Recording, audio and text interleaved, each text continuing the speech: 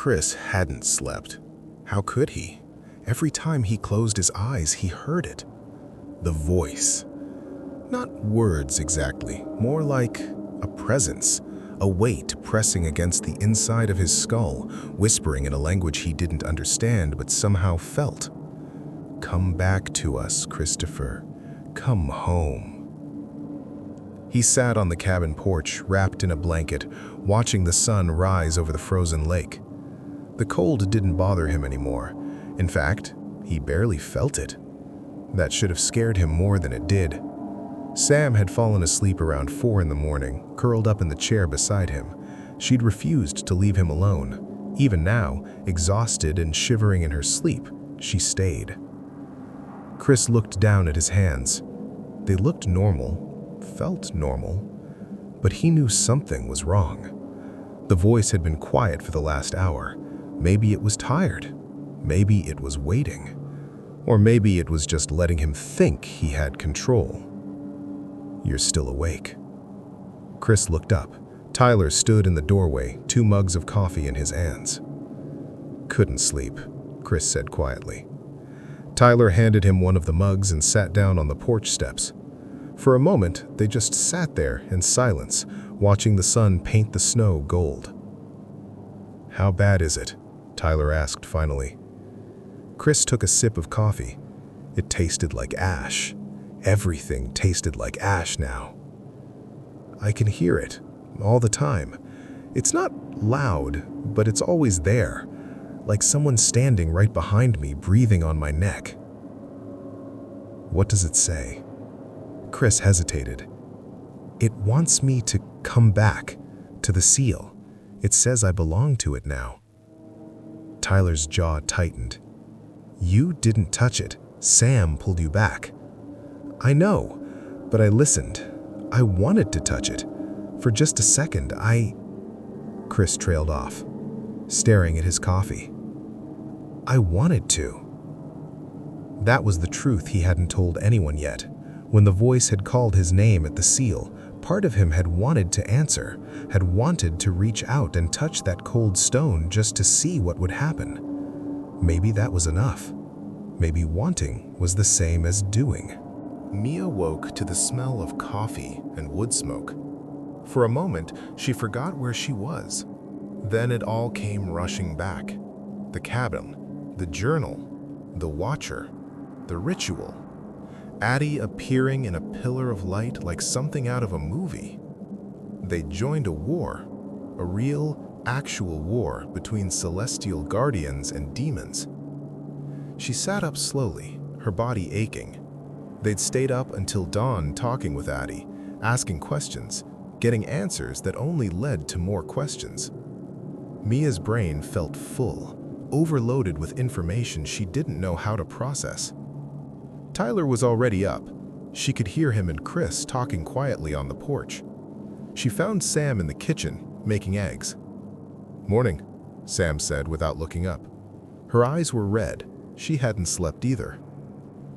How's Chris? Mia asked quietly. Sam's hands tightened on the spatula. He says he's fine. He's lying. Mia poured herself coffee and sat at the table. Through the window, she could see Tyler and Chris on the porch, their backs to the cabin, silhouetted against the sunrise. Do you think Addie can help him? Mia asked quietly. I don't know. Her voice cracked slightly. She said there's no cure, just training, learning to resist, living with it. That's not nothing. It's not enough. Sam turned off the stove and finally looked at Mia. What if he can't resist? What if it's stronger than him? Mia didn't have an answer for that. Addie Sorenson arrived at exactly 8 in the morning. One moment, the driveway was empty. The next, she was there, walking up the path like she'd been there all along. She wore practical winter gear, thick boots, cargo pants, a heavy jacket, and carried a large duffel bag over her shoulder. Good morning, she said, stepping onto the porch. Her breath didn't fog in the cold air. Everyone awake? Tyler nodded, more or less. Addie's eyes went to Chris immediately. She studied him for a long moment, then nodded to herself. "Day 2, she said quietly. "How are you feeling?" "Cold," Chris said, "but not cold? Like I should be freezing out here, but I'm not." "That's the infection. It's changing your body temperature regulation. You'll stop feeling cold entirely by day 4 or 5. Addie set her duffel bag down. "The voice?" "Constant. Getting louder?" Chris hesitated, then nodded. Addie's expression didn't change, but Tyler saw something flicker in her eyes. Concern. Maybe fear. "Then we don't have much time," she said. "Training starts now." Sam and Mia joined them on the porch. Addie looked at all 4 of them, tired, scared, barely holding it together, and sighed. "I'm not going to lie to you," she said. "This is going to be hard, harder than anything you've ever done. Some Guardians train for years before they see real combat. You're going to get maybe 3 days." "3 days until what?" Tyler asked. "Until winter comes for Chris." Addie met his eyes. "They know he's infected. They know we've recruited you, and they know you're weak. They'll send something to test you, probably within 72 hours. "What kind of something?" Sam asked. "Tier 7, most likely. A vampire or a ghoul. Something strong enough to kill you if you're not ready, but weak enough that they won't break the balance by sending it." Mia spoke up. "The balance?" "The cosmic rules that govern the war," Addie said. "Both sides have to follow them. Winter can't just throw their strongest demons at you on day 1. They have to escalate gradually, give you chances to survive. It's part of the agreement." "That's surprisingly fair," Mia said. Addie laughed, but there was no humor in it. "Don't mistake structure for fairness. Winter will exploit every loophole they can find. The rules exist to prevent total annihilation, not to make the war easy." She opened her duffel bag and pulled out 4 thick folders. "These are your training packets. Guardian basics, demon classifications, combat protocols, and emergency procedures. Read them tonight. Memorize what you can." Tyler took his folder and flipped it open. The first page read, "Soldiers under morning's mandate ensuring renewal. Recruit handbook." "Summer," he said quietly. "Summer," Addie corrected. "It's an acronym. We're soldiers under morning's mandate ensuring renewal. The guardians who protect humanity from winter are watchers in night's terrible eternal return." Yes, both sides have dramatic names. It helps with morale. For the next 3 hours, Addie lectured. She explained the hierarchy, 7 tiers for both summer and winter, from foot soldiers up to cosmic entities. She explained the balance and its 7 core rules. She explained how demons infect, how guardians awaken, how the war has been fought for thousands of years in the shadows. Tyler took notes. Mia asked questions. Sam stared at Chris, watching for any sign that he was getting worse. Chris tried to focus, but the voice kept distracting him. "You're wasting your time, Christopher. You already belong to us. Why fight the inevitable?" "Tyler, are you listening?" Tyler blinked. He'd zoned out, a sharp pain building behind his eyes. "Sorry, what?" Addie frowned. "I said, as William's direct descendant, you're a Tier 7 awakened. That means you have latent abilities that will manifest over time. The most common is sensing demonic presence." The pain pulsed. Tyler winced. "You okay?" Mia asked. "Yeah, just headache." Addie's eyes narrowed. "When did it start?" "About 10 minutes ago. It's not bad, just..." Tyler stopped. The pain spiked suddenly, sharp and focused, like someone was pressing their thumb into the center of his forehead. And then he understood. "There's something here," he said quietly. Everyone went still. "What do you mean here?" Sam asked. Tyler stood up slowly, following the sensation. The pain got worse as he walked toward the window facing the forest. "Out there," he said, pointing. "In the woods. Something's watching us." Addie was beside him in an instant, looking where he pointed. She stared into the trees for a long moment, then cursed under her breath. "I don't see anything, but if you're sensing it..." She turned to the others.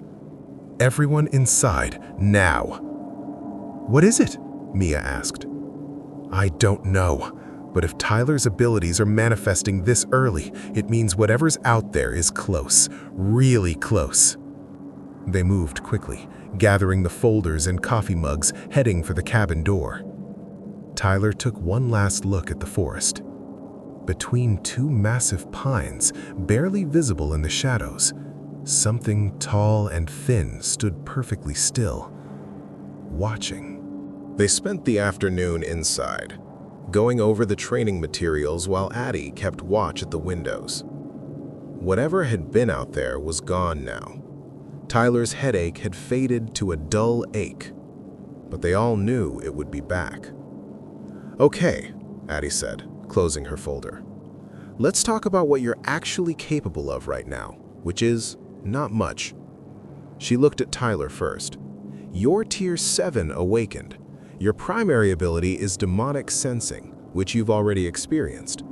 Over time, you'll get better at identifying specific types of demons, estimating their strength, tracking their movements.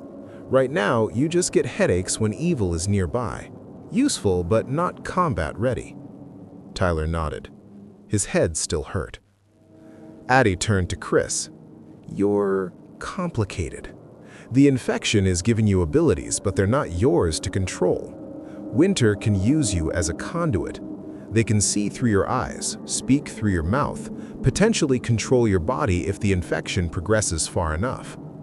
"Great," Chris muttered. "However," Addie continued, "there have been cases of infected guardians learning to use the connection against Winter.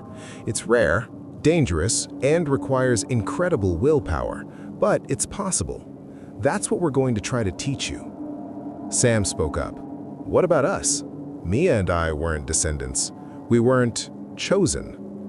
"You chose," Addie said simply. "When you stood at that crossroads and said yes, you became part of this.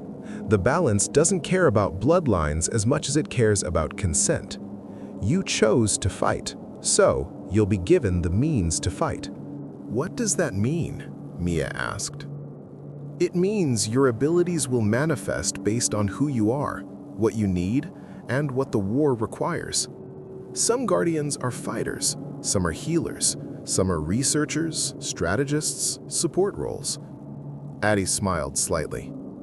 "Mia, you're curious, analytical. You ask good questions. I'm guessing you'll develop abilities related to knowledge, maybe sensing lies, reading demonic intent, understanding rituals and symbols." Mia blinked. "That's actually kind of cool." "Sam," Addie's expression softened. "You're a photographer. You see things others miss. You notice details, patterns, moments. My guess? Visual abilities, enhanced perception, maybe even the ability to see through demonic illusions or glamours. You'll be the one who spots what's hidden." Sam looked down at her camera, sitting on the table. She'd brought it everywhere, even during the ritual. Force of habit. "How long before these abilities show up?" she asked. "Could be hours, could be days. Everyone's different. The first manifestation usually happens during stress, fear, anger, desperation. Your body will unlock what you need when you need it." "All right," Addie said, standing up. "Theory is done. Time for practical training." She led them outside, to the clearing behind the cabin. The sun was starting to set, painting the snow orange and pink. "Combat basics," Addie said. "Winter's forces are strong, fast, and they don't feel pain the way you do. Your advantages are intelligence, teamwork and the fact that they're bound by rules. She pulled a knife from her belt, a wicked-looking blade with symbols etched into the steel. "Blessed silver," she said. "Effective against most Tier 7 and some Tier 6 demons. Vampires, ghouls, possessed. Won't kill them outright, but it'll hurt like hell and slow them down." She handed the knife to Tyler. "Your turn. Try to stab me." Tyler hesitated. "What?" "You heard me. Attack." Tyler looked at the others, then back at Addie. She just waited, hands at her sides, completely relaxed. He moved. Or tried to. 1 second he was lunging forward with the knife. The next, he was on his back in the snow, his wrist twisted painfully, the knife pressed against his own throat. "Dead," Addie said, calmly. She stood up and offered him a hand. "You telegraphed your attack. Your eyes went to where you were going to stab before you moved. Your shoulders tensed. I knew what you were going to do before you did it." Tyler took her hand and got up, wincing. "How am I supposed to not telegraph?" "Practice. Thousands of hours of it, which you don't have." Addie turned to the others. "This is the reality. You're not going to beat demons in a fair fight. Not yet. Maybe not ever. So you don't fight fair. You fight smart." She pulled out 3 more knives and handed them to Sam, Mia, and Chris. "Demons have weaknesses. Learn them. Vampires can't enter a home without invitation. Ghouls are mindless when they're feeding. Possessed can be forced out with iron and salt. You don't win by being stronger. You win by knowing more than they do." They practiced for 2 hours. Addie taught them how to hold the knives, how to move, how to create distance and look for openings. She taught them the basics of warding, salt lines, iron circles, protective symbols. None of it felt like enough. By the time the sun fully set, they were exhausted, sore, and acutely aware of how unprepared they were. "That's enough for today," Addie said finally. "Get some rest. We'll continue tomorrow." "What about tonight?" Sam asked. "What if something comes?" "Then you call me." Addie pulled out 4 small stones, each one carved with a symbol that glowed faintly blue. "Panic stones. Crush one and I'll know you're in trouble. I can be here in under a minute." She handed them out. Tyler pocketed his, feeling the warmth of it even through his jeans. "One more thing," Addie said finally. She looked at Chris. "The voice is going to get worse tonight. It always does at night. Don't listen to it. Don't engage with it. And whatever you do, don't go outside alone." Chris nodded, his face pale.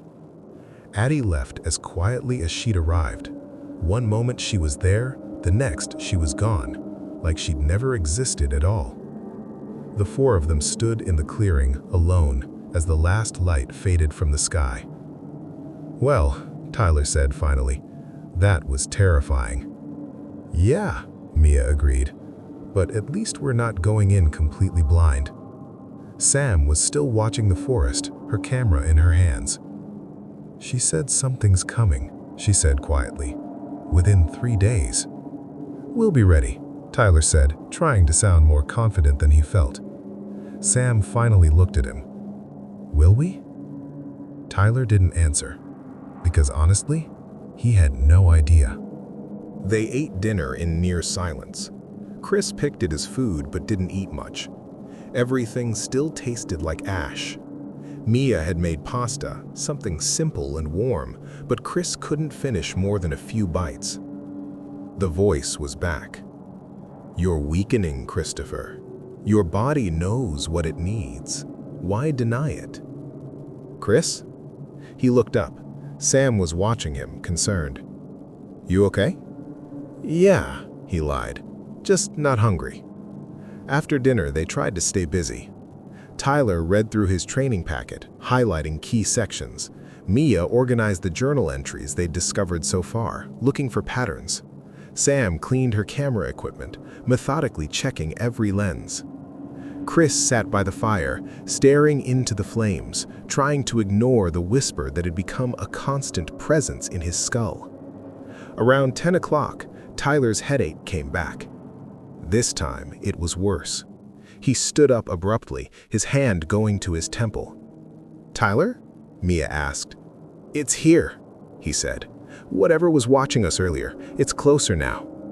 Sam grabbed her camera and moved to the window. Mia picked up one of the blessed knives. Chris stood, his hand instinctively going to the knife at his belt. Tyler walked to the window, following the sensation. The pain was sharp, focused, coming from the lake, he said. "It's on the lake." They moved to the windows facing the frozen water. At first, they saw nothing, just darkness and snow and the pale reflection of the moon on ice. Then, Sam saw it. "There," she whispered, pointing. At the far edge of the lake, near the tree line, something moved. It walked on two legs but didn't move like a person. Its gait was wrong, jerky, unnatural, like a puppet with tangled strings. Even from a distance, they could see it was wrong. "What is that?" Mia whispered. Tyler's head pounded. "I don't know, but it's coming closer." The thing on the lake stopped. For a long moment, it just stood there, maybe 100 yards away, perfectly still. Then, it started walking toward the cabin. "Should we call Addie?" Sam asked, pulling out her panic stone. Tyler hesitated. "You don't win by being stronger. You win by knowing more than they do." "Not yet," he said. "We need to see what it does. Learn about it." "Are you insane?" Chris said. "That thing is coming right at us." But Tyler was right. They couldn't call for help every time something showed up. They needed to learn. The thing got closer. Closer. 50 yards. 40. 30. In the moonlight, they could finally see what it was. It had been human once. Maybe a man, maybe a woman. It was hard to tell. The thing's skin was gray and mottled, stretched too tight over bones that jutted at wrong angles. Its mouth hung open, revealing teeth that had been filed to points. Its eyes were completely black, not like Chris's occasional flashes, but solid black, like someone had filled the sockets with ink. It was naked except for scraps of frozen clothing, and it moved with that horrible twitching gait, like its joints didn't quite work right. "Ghoul," Tyler said quietly, remembering the training materials. Tier 7, flesh eater, mindless when feeding, but intelligent when hunting. "Great," Sam muttered, "just great." The ghoul reached the edge of the property and stopped. It tilted its head, sniffing the air. Then it opened its mouth and screamed. The sound was inhuman, a wet, rattling shriek that made Tyler's bones hurt. It went on and on, echoing across the frozen lake. When it finally stopped, the silence was somehow worse. "Why isn't it coming closer?" Mia asked. Tyler looked down. There was a faint line in the snow, just at the property line, barely visible. The cabin's warded, he realized. Uncle William must have blessed the property. It can't cross without an invitation. The ghoul paced back and forth at the edge of the line, never crossing it, just waiting. "So we're safe?" Sam asked. "As long as we stay inside, yeah." Chris was staring at the ghoul, his expression unreadable. "It's not here for us," he said quietly. Everyone looked at him. "What do you mean?"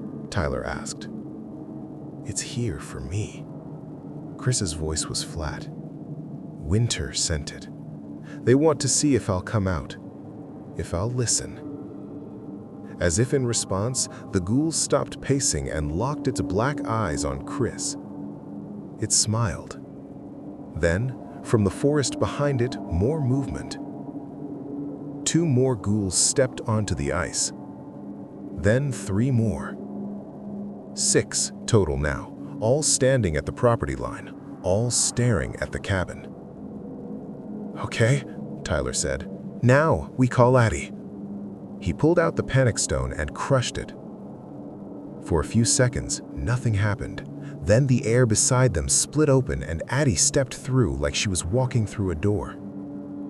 She took one look at the ghouls and cursed. 6 of them! They're testing you! She pulled out 2 wicked-looking blades, longer than the knives she'd given them, curved and glowing faintly blue. Everyone stay inside. I'll handle... The cabin door flew open. Chris was gone, running across the snow toward the ghouls. "Chris!" Sam screamed. Chris didn't know why he was running. Or maybe he did. The voice had gotten so loud, drowning out everything else, and it had said one simple command. "Come to us. Come home." And his body had obeyed. He was halfway across the clearing before he regained control, stumbling to a stop in the snow. The ghouls were 20 feet away, closing in. Behind him, he heard shouting, footsteps, but they were too far. The lead ghoul lunged. Chris raised the blessed knife on pure instinct, slashing wildly. The blade caught the ghoul across the chest. It shrieked and stumbled back, black blood steaming where the silver had cut. But the others were already moving. Then Addie was there. She moved like water, fast, fluid, impossible to follow. Her blades flashed in the moonlight. One ghoul's head hit the snow before its body realized it was dead. Another went down with both its legs severed at the knees. But 6 ghouls was too many, even for her. One of them got past, lunging for Chris. Sam appeared out of nowhere, tackling it from the side. They went down hard and she drove her knife into its eye socket, twisting. The ghoul convulsed and went still. Mia was there too, dragging Chris back toward the cabin, Tyler covering their retreat with his own blade. Addie finished the last 2 ghouls with brutal efficiency, then turned to check on them. "Everyone okay?" she asked. "Fine," Tyler panted. "We're fine." "Chris ran," Sam said, her voice shaking. She was covered in black blood, her hands trembling. "He just ran out there." Addie looked at Chris, who was staring at his hands like they belonged to someone else. "It told me to. The voice. It was so loud and I couldn't fight it." Addie's expression was grim. "Day 2 and you're already losing control. We have less time than I thought." She pulled out a small vial filled with clear liquid and handed it to Chris. "Holy water," she said, "blessed by a Tier 4 vessel. Drink half of it now. It'll suppress the infection for a few hours, give you a break from the voice, but it's not a cure, just a temporary reprieve." Chris took the vial with shaking hands and drank. The relief was immediate. The voice didn't disappear, but it faded, like someone had turned the volume down to a whisper. He could breathe again. "Thank you," he whispered. Addie just nodded. "Get inside, all of you. We need to talk." They sat around the cabin table, still shaking from the fight. Sam had washed the ghoul blood off her hands, but she could still feel it, slick and wrong and cold. She'd killed something tonight. It had been trying to kill Chris, and she'd driven a knife into its brain without hesitation. She should feel bad about that. She didn't. Addie poured herself coffee like she hadn't just decapitated 3 demons with her bare hands. "That was a test," she said. "Winter wanted to see how you'd react, how prepared you are, how Chris would respond to direct commands." "Did we pass?" Tyler asked. "You survived. That's something." Addie took a sip. "But Chris running out there, that's a problem. If you can't resist a simple compulsion, you're a liability." "Hey," Sam started, but Addie cut her off. "I'm not trying to be cruel. I'm being honest. Winter will use him against you. They'll make him hurt you, betray you, lead you into traps. And he won't be able to stop himself." Chris stared at the table. "So what do I do?" "You fight," Addie said simply. "Every second of every day. The voice will get louder, The commands will get stronger. Eventually, your eyes will turn fully black, and Winter will be able to see through them, speak through you, puppeteer your body if you let them. And if I can't fight hard enough? Addie met his eyes. Then we put you down before you hurt someone. The silence was deafening. Sam stood up so fast her chair fell over. No, absolutely not. It's not negotiable, Addie said calmly. If he turns, fully turns, he becomes a Tier 6 corrupted guardian. Those are some of the most dangerous entities Winter has. He'll have all his guardian training, all his knowledge of our tactics, and none of his humanity. He'll kill you all without hesitation. Then we make sure that doesn't happen, Sam said fiercely. We train him, we help him resist. We don't just give up on him. Addie studied her for a long moment, then nodded slowly. All right, we try. But you need to understand, the odds are not good. Most infected guardians fall. The voice is patient. It wears you down. Day by day, hour by hour, until there's nothing left but hunger and obedience.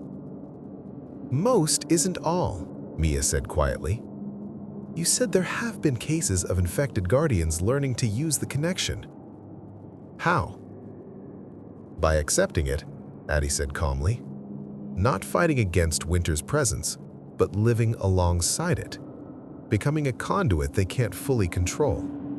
It requires incredible mental discipline and the ability to lie to demons, which is almost impossible since they can read intent. Almost, Tyler said, but not completely. No, not completely. Chris finally spoke. I'll do it, whatever it takes. I'm not going to let this thing win. Addie nodded. Good. Then training starts at dawn, and I mean real training. Mental conditioning, meditation, spiritual warfare. It's going to hurt. You're going to want to quit, but if you can make it through the first week without fully turning, we might have a chance. She stood up. Get some sleep, all of you. Tomorrow's going to be harder. She left through the front door this time, walking out into the snow like the cold was nothing. Through the window, they watched her examine the dead ghouls, making sure they weren't regenerating. Then she pulled out a small bottle and poured something on the bodies. They burst into flames, cold blue fire that consumed them in seconds, leaving nothing but ash. When the flames died, Addie looked back at the cabin one last time, then disappeared into the forest. They went to bed around midnight, but nobody really slept. Tyler lay in the guest room, staring at the ceiling, his headache finally fading. He kept thinking about the moment the ghoul had lunged at Chris, the way his body had moved on instinct, blade up, protecting his cousin without thinking. He'd always known he'd do anything for Chris. They'd grown up together, been through everything together. But could he do what Addie said? Could he kill Chris if it came to that? He didn't know. Mia couldn't stop thinking about what Addie had said. You'll develop abilities related to knowledge, sensing lies, understanding rituals.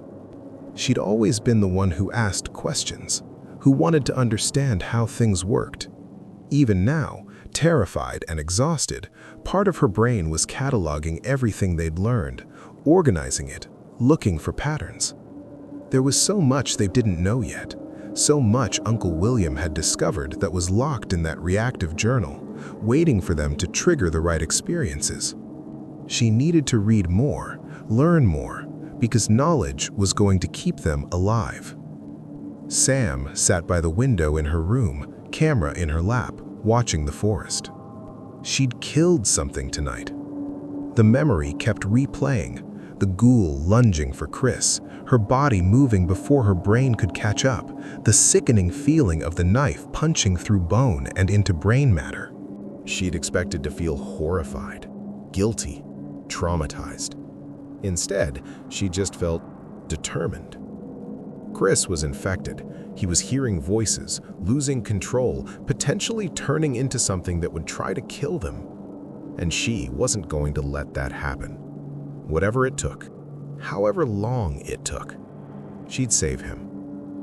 Or die trying. Chris stood on the porch again, wrapped in a blanket, staring at the spot where the ghouls had died.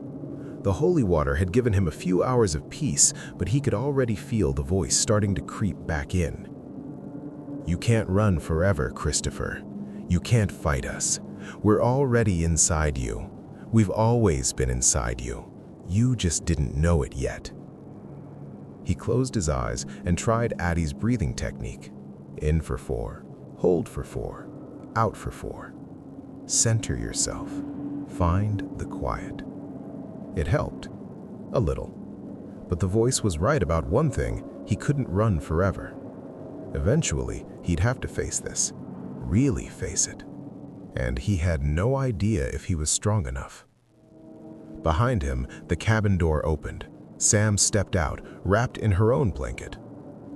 "Couldn't sleep either?" she asked. "No." She sat down beside him on the porch steps. For a while, they just sat there in silence, watching the stars. "I'm scared," Chris admitted finally. "Me too. What if I can't do this? What if I'm not strong enough?" Sam took his hand. It was cold, unnaturally cold, but she didn't let go. "Then we'll be strong for you. All of us. You don't have to do this alone." Chris looked at her. In the moonlight, her eyes were bright with unshed tears. "I don't deserve you," Chris said quietly. "Probably not," she said with a small smile. "But you're stuck with me anyway." They sat there until dawn, hands clasped, neither one willing to let go. Because they both knew, in 3 days, winter would test them again. And next time, they might not survive.